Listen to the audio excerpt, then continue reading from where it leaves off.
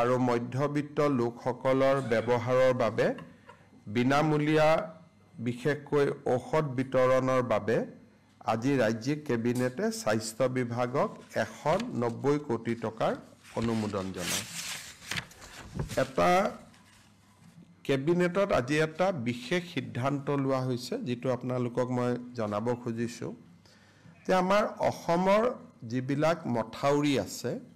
সেই মথাউৰি বিলাকৰ বহুত বিলাক এজিং অৰ্থাৎ বহুত সময় আগতে নিৰ্মাণ কৰা মথাউৰি আৰু বিভিন্ন সময়ত মথাউৰি বিলাকত আৰ্ট কাটিং হয়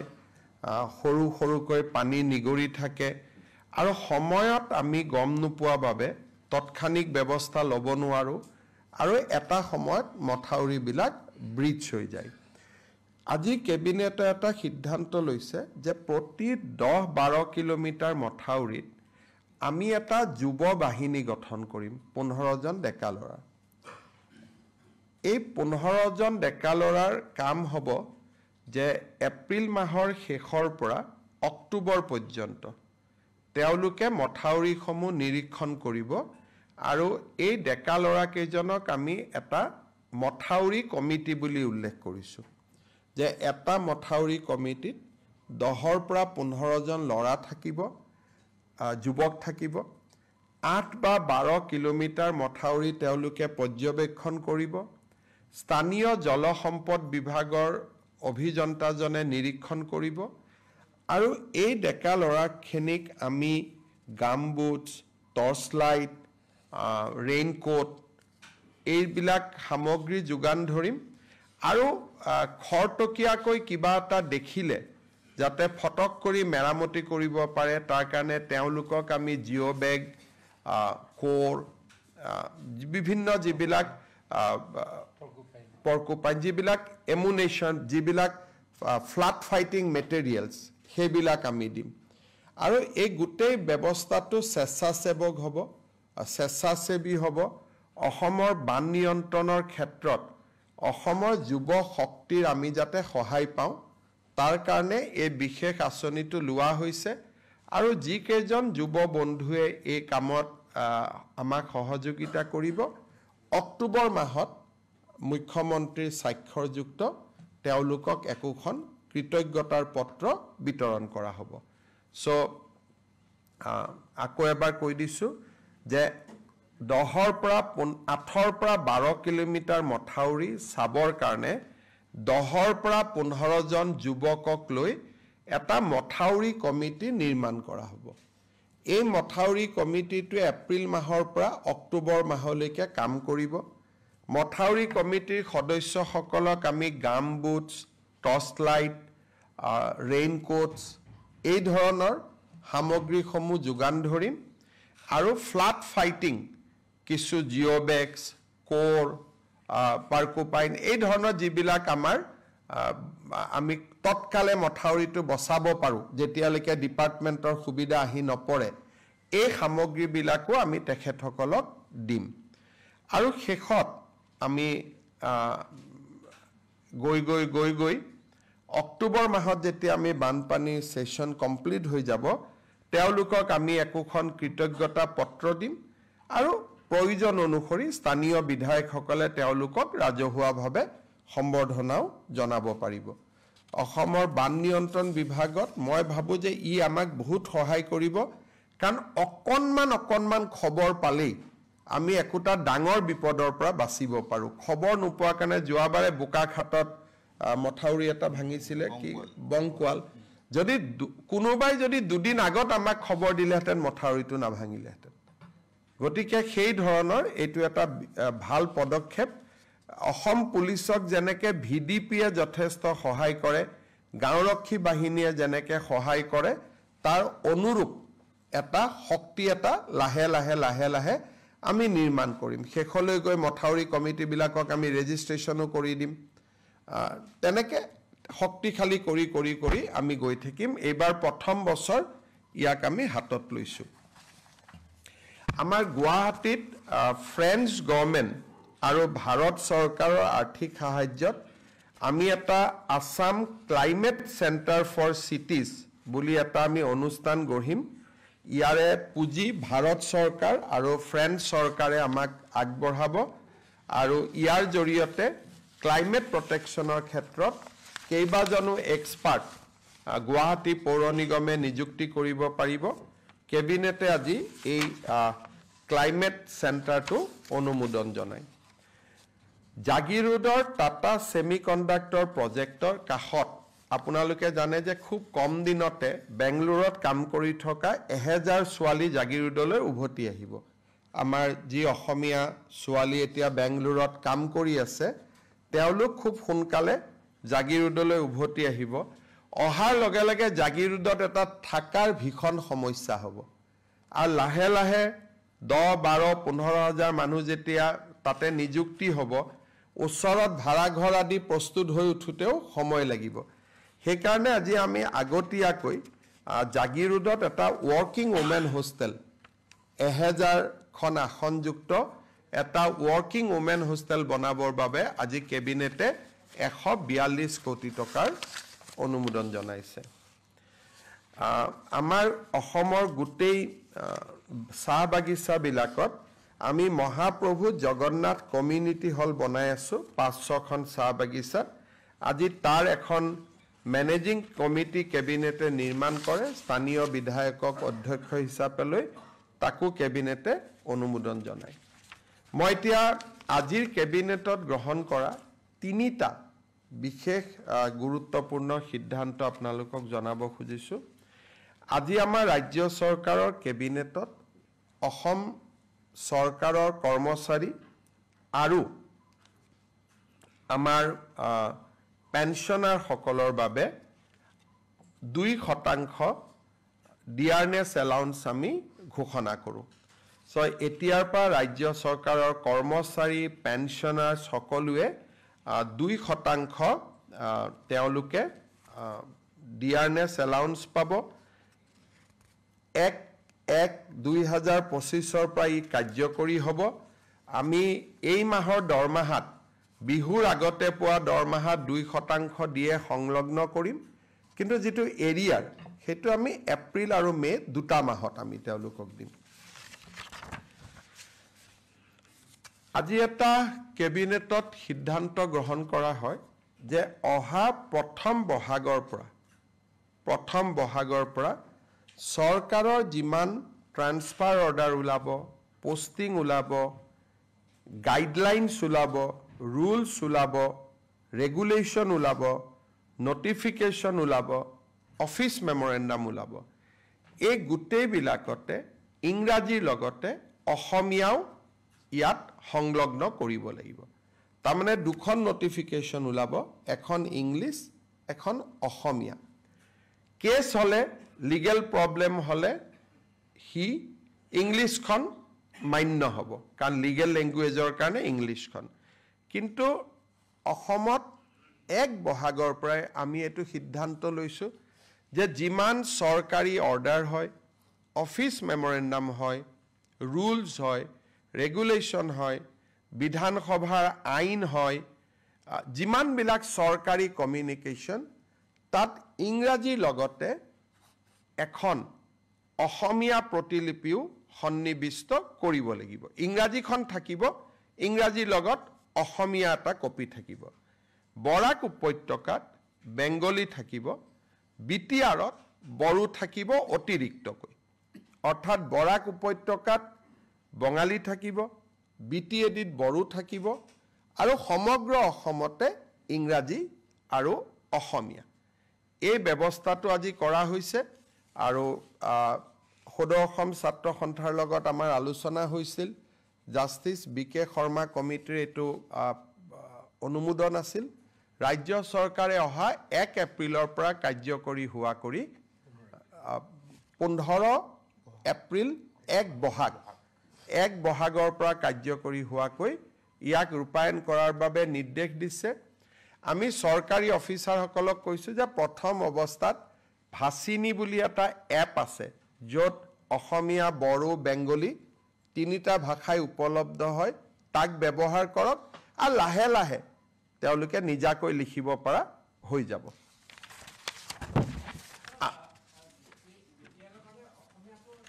ইংলিছ আৰু অসমীয়া গোটেই অসমৰ কাৰণে বিটিআৰৰ কাৰণে বড়ো বৰাক ভেলীৰ কাৰণে বেংগলী যিটো আজি চলি আছে তাত কোনো আৰু বেলেগ নহয় আমি যেটো আজি যি ধৰণে চলি আছে বিটিআৰত বা আজি যি ধৰণে বৰাক উপত্যকাত চলি আছে সেইটোৱে চলি থাকিব বৰাক উপত্যকাত বেংগলী চলে বিটিআৰত বড়ো চলে বিটিআৰত অসমীয়াও চলে গতিকে আৰু গোটেই অসমতে ইংৰাজী আৰু অসমীয়া ৰাজ্য চৰকাৰে আজি আমাৰ দুখন প্ৰপ'জ ৰিজাৰ্ভ ফৰেষ্ট পাগলিজৰা আৰু নায়েক গাঁৱক আমি ৰেভিনিউ ভিলেজলৈকে কনভাৰ্ট কৰোঁ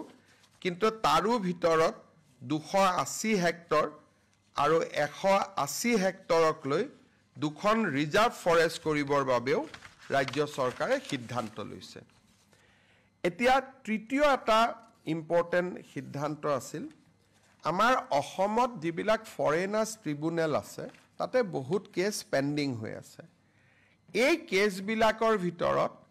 28,000 এনেকুৱা ব্যক্তি আছে যাৰ উপাধি কোচ ৰাজবংশী লোকসকলৰ সৈতে মিলে অৰ্থাৎ 28,000 কোচ ৰাজবংশী লোকে আজিও বিদেশীৰ এটা অপমান লৈ তেওঁলোকে ট্ৰিব্যুনেলত কেছ খেলি আছে ৰাজ্য চৰকাৰে বিশ্বাস কৰে যে কোচ ৰাজবংশী অসমৰ এটা খিলঞ্জীয়া কমিউনিটি কোচ ৰাজবংশী অসমৰ সংস্কৃতিৰ এক এৰাব নোৱাৰা অংগ আৰু সেইবাবে আজি ৰাজ্য চৰকাৰে সিদ্ধান্ত লৈছে যে কোচ ৰাজবংশী লোকসকলৰ বিৰুদ্ধে যি বিদেশী ন্যায়াধিকৰণত কেছ চলি আছে বা তেওঁলোকৰ নামৰ বিপৰীতে যে ডি ভোটাৰ লাগি আছে তাক তৎকালীনভাৱে এই গোচৰবোৰ প্ৰত্যাহাৰ কৰিবলৈ আজি ৰাজ্য চৰকাৰে সিদ্ধান্ত লৈছে এইটো এটা কোচ ৰাজবংশী কমিউনিটি বহুত দিন তেওঁলোকে কষ্ট খালে আৰু এই কমিউনিটিৰ মানুহবোৰ বৰ দুখীয়া গতিকে আজি তেওঁলোকৰ আমি এটা ঐতিহাসিক সিদ্ধান্ত লৈছো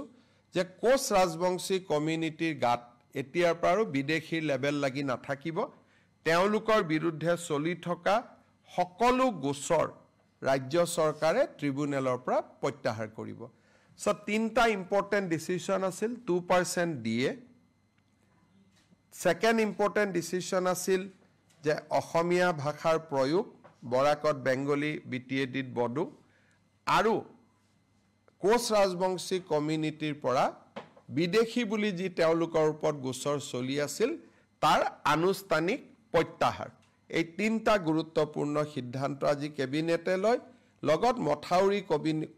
কমিটিটো এটা সুদূৰ প্ৰসাৰী ভৱিষ্যতৰ দিনত এটা অত্যন্ত সুস্থ সিদ্ধান্ত হ'ব বুলি মই আশা কৰিছো আপোনালোকৰ যদি কিবা প্ৰশ্ন আছে সুধিব পাৰে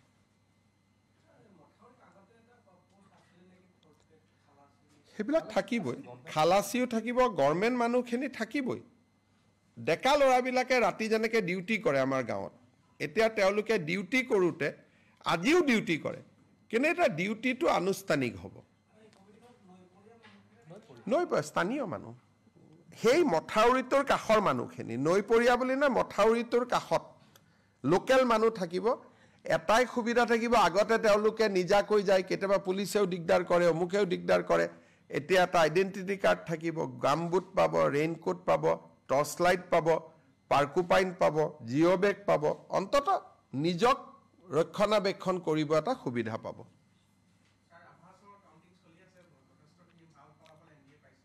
ভালেই হ'ব ৰাভা হাছং বিটিআৰ পঞ্চায়ত বিধানসভা কতো আগত কতো একো সমস্যা নাই ইমান কাম হৈ আছে ৰাইজে আৰু এটো লৈ মই প্ৰথম দিনৰ পৰাই কৈ আছো যে আমি নিৰ্বাচনক লৈ চিন্তা কৰা নাই সেইকাৰণে প্ৰতিটো দিনে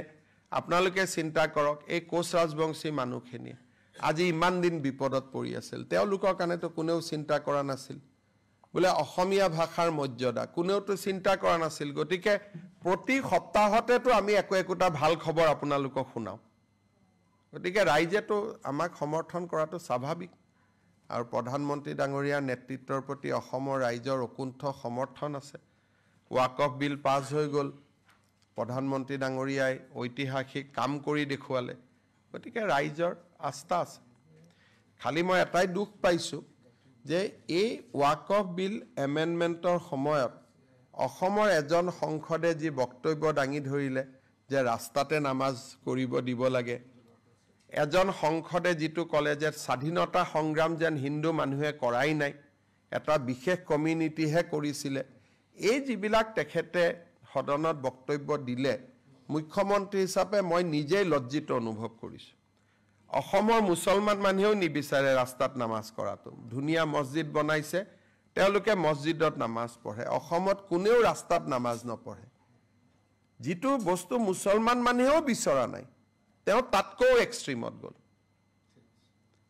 দ্বিতীয়তে,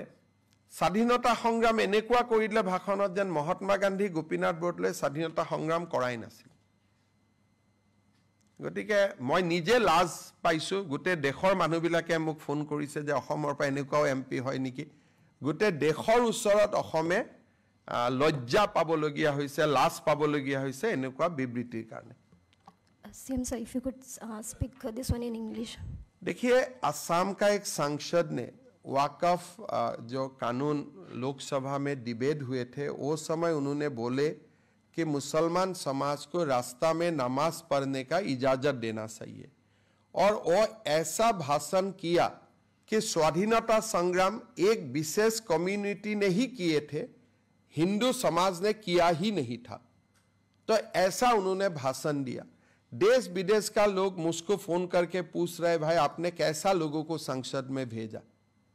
तो हमारे लिए भी काफ़ी ये एक सेम का बात हुए है। ऐसा बात बोलने के कारण असम का भी क्षति हुए है। मैं देशवासी को उनका संसद ने ऐसा बात संसद में बोला, उसका कारण देशवासी उसे मैं ही क्षमा मांगता हूँ कि हमारे एक असम का सांसद लोकसभा में ऐसे अनाप तनाप बोले। हमारा असम में कभी मुसलमान लोग ये डिमांड ही नहीं किया है कि हमें रास्ता में नमाज पढ़ने का इजाज़त दो। अच्छा मस्जिद है, ईदगाह है, बढ़िया से नमाज अदा करता है, कभी कोई समस्या नहीं होते हैं। वो बोले रास्ता में आप क्यों नमाज नहीं पढ़ने देते हो,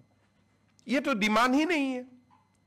दूसरा बोला यही स्वाधीनता संग्राम किया। क्या गांधी जी ने स्वाधीनता संग्राम नहीं किया? क्या गोपीनाथ बरदलोई ने स्वाधीनता संग्राम नहीं किया? क्या सुभाष बसु ने स्वाधीनता का संग्राम नहीं किया? तो एक असामिया जो लासित बरफुकन का धरोहर है, हम लोग असम का लोग, महाराज पीठू का धरोहर है, जो बख्तियार खिलजी औरंगजेब को भगाया था असम में, उनका ही धरोहर जाके संसद में ऐसा बात बोल सकता है, हम लोग सोच भी नहीं सकते थे। तो इसीलिए हम काफी शर्मिंदा है और देशवासियों से मैं क्षमा मांगता हूं कि हमारा संसद ने ही ऐसा भाषण दिए संसद में। हम आशा करता हूं कि असम का लोग जरूर सबक सिखाएगा उसका कारण समय आने पर। এইটো হ'ব নালাগে। মই বাৰে বাৰে তিনিচুকীয়া ৰাইজকো অনুৰোধ কৰিম যে দুইটা কমিউনিটিৰ মাজত সদায় ভুল বুজাবুজি হৈ থাকিলে অসমত ইনভেষ্টমেণ্ট নাহিব, অসমখন আগবাঢ়ি নাযাব। এই বিশেষ বস্তুটোলৈ মই খুব চিন্তিত, খুব দুখিত যে বাৰে বাৰে দুইটা কমিউনিটিৰ মাজত এনেকুৱা এটা পৰিৱেশ সৃষ্টি হৈ আছে। কিছুদিন পিছত মই আমাৰ মন্ত্ৰীসভাৰ জ্যেষ্ঠ সদস্য দুজনক পঠাম, যাতে দুইটা কমিউনিটিৰ লগত আলোচনা কৰি এটা শান্তিৰ বাতাবৰণ হ'ব পাৰে। কাৰণ এনেকুৱা খবৰ বাহিৰত গ'লেই অসমৰ প্ৰতি আকৌ প্ৰশ্নবোধক চিন আহি যায়। সেইকাৰণে এইটোলৈ মই নিজে যোৱা দুদিনৰ পৰা মই খুব দুখ পাই আছোঁ। মই বাৰে বাৰে মনিটৰ কৰি আছোঁ, বাৰে বাৰে আমাৰ MLA বিধায়কসকলক ফোন কৰি আছোঁ। মই সকলোকে অনুৰোধ কৰিম যে এইখন এখন নতুন অসম, ইয়াত এইবিলাক সৰু সৰু কথালৈ কাজিয়া কৰি থকা দুটা কমিউনিটিৰ মাজত টিকটকটা হোৱাটো ভাল নালাগে। পূজা উৎসৱ সকলোৰে ভাল কৰি হৈ যাওক। আমি ঈদতো বাধা দিব নালাগে, নামাজতো বাধা দিব নালাগে, ছট পূজাতো বাধা দিব নালাগে, দুৰ্গা পূজাতো বাধা দিব নালাগে, নাম কীৰ্তনতো বাধা দিব নালাগে। কিবা স্থানক লৈ যদি কিবা অসুবিধা আছে আলাপ আলোচনা কৰি আমি মীমাংসা কৰিম। কিন্তু বাৰে বাৰে এই ঘটনাটোৱে বেলেগক সুযোগ দিয়ে 10টা কথা অসমৰ কাৰণে ক'বৰ কাৰণে। সেইকাৰণে মই পঞ্চায়ত ইলেকশ্যনৰ পিছত দুজন জ্যেষ্ঠ মন্ত্ৰীক পঠাম, যাতে দুইটা কমিউনিটিৰ মাজত এটা আলাপ আলোচনা কৰি যিটো এটা ডিষ্টেঞ্চ আছে, দূৰত্ব আছে, সেই দূৰত্বটো যাতে সদায়ৰ কাৰণে দূৰ কৰিব পাৰি মই কাকো ইয়াত দাই দোষ ব্লেম দিব খোজা নাই মাত্ৰ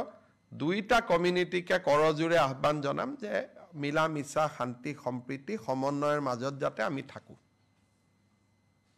কাৰণ আমাৰ শত্ৰু বেলেগ সেই শত্ৰুৰ লগতহে আমি যুঁজিব লাগে